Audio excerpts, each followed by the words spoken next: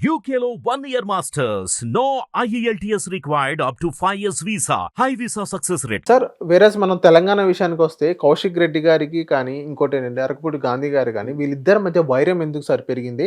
నిన్న మనం చూసుకున్నట్లయితే అరకపూడి గాంధీ గారు కౌశిక్ గారి ఇంటి మీద రాళ్ల దాడి కోసం వెళ్ళారు. ఇంకోటి ఏంటంటే అరకపూడి గాంధీ గారు కౌశిక్ గారిని అన్పార్లమెంటరీ లాంగ్వేజ్ యూజ్ చేశారు నిన్న.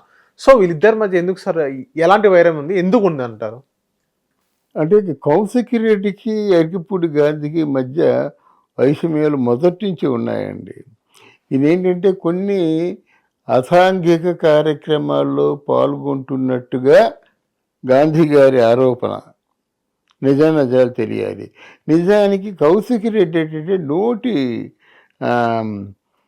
దురుసు ఎక్కువ. తర్వాత ఏంటంటే వీళ్ళు రెచ్చిపోతున్నారు, ఓడిపోతున్న కొద్దీ రెచ్చిపోతున్నారు. ఇక్కడ కౌశిక్ రెడ్డి కేసీఆర్కి దగ్గర అవ్వడానికి చూసే ప్రయత్నాల్లో ఇదొక ప్రయత్నం. ఇలాగ ఉంటుండగా ముందు కౌశిక్ రెడ్డే నోటుకు వచ్చినట్టు మాట్లాడిన తర్వాత ఆయన అవుట్ ఆఫ్ ది వెళ్ళిపోయి ఇక పార్టీలకు అతీతంగా వ్యక్తిగత నిర్ణయాలకు అతీతంగా వచ్చాడు. కోడిగుడ్లు టమాటాలతో రాళ్ళదాడి చేశారన్నమాట. అప్పుడు మన ఎవరిని గాంధీ గారిని అరెస్ట్ చేశారు. అక్కడ ఈ కౌశిక్ రెడ్డి ఏమంటున్నాడంటే ఇంకా బండబూతులు మాట్లాడిన తర్వాత వీళ్ళు ఏమంటున్నారంటే కాంగ్రెస్ పార్టీ వాళ్ళు కౌశిక్ రెడ్డి పార్టీలోంచి సస్పెండ్ చేయాలి, లేకపోతే మాత్రం మేము ఒప్పుకో అన్నారన్నమాట. ఆ దాడిలో ఎవరు హరీష్ రెడ్డి కూడా అరెస్ట్ చేశారు, వదిలేశారు మార్నింగ్. ఇది పరిస్థితి. ఏదైనా కేవలం రాజకీయాల్ని మరిచిపోయి ఆ వ్యక్తిగతమైన విమర్శలు, వ్యక్తిగతమైనటువంటి పేర్లు పెట్టి నోటుకు వచ్చినట్టు మాట్లాడడం, రాజకీయాలు కలుషితం అయిపోయాయి బాబు. వాళ్ళు ఆలోచించాలి. ఎందుకు వీళ్ళందరూ సామాన్యులు కాదు కదా, సామాన్యులు ఎంపిక చేసుకున్నటువంటి ప్రతినిధులు. అటువంటి పరిస్థితుల్లో మీరు ఏదో అన్పార్లమెంటరీ లాంగ్వేజ్ యూజ్ చేసుకోవడం, ఇలా ఒకరి మీద ఒకరు బురద పోసుకోవడం అది కరెక్ట్ కాదు. ఏ జర్నలిస్టు కూడా చెప్పడం మాట. ఇది కొంచెం వాళ్ళు బజార్లో లోకు అయిపోతున్నారండి ఇలా మాట్లాడుకుంటుంటే. ఏ వీధి గూండాలు రౌడీలు కూడా ఇలా మాట్లాడుకోరు.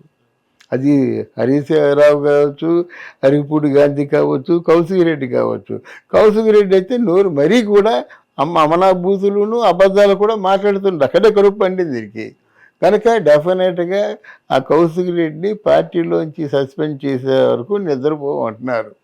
ఈవెన్ కౌశిక్ రెడ్డి గారు ఏదైతే చీరానో ఏదైతే గాజులు ఏదైతే చూపించారో దానివల్ల అరకపూడి గాంధీ గారు సీరియస్ అయ్యారు అన్నట్టుగా చాలామంది అంటున్నారు. అది నిజమేనా సార్? అది వ్యక్తిగతంగా చాలా ఉన్నాయండి వాళ్ళిద్దరి మధ్య.